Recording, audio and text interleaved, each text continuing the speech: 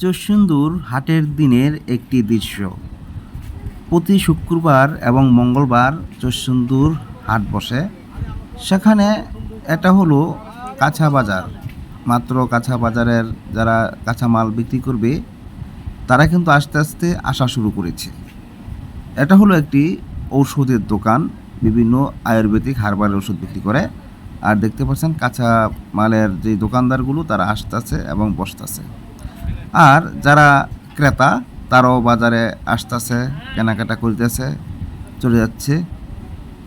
এই সুন্দর আমাদের এই চুরসুন্দুরের বাজারটির দৃশ্য খুবই মনোরম। আমরা ছোট কাল থেকে এই পর্যন্ত আমরা এই চুরসুন্দুর বাজারেই আসা যাওয়ার মাঝে আছি।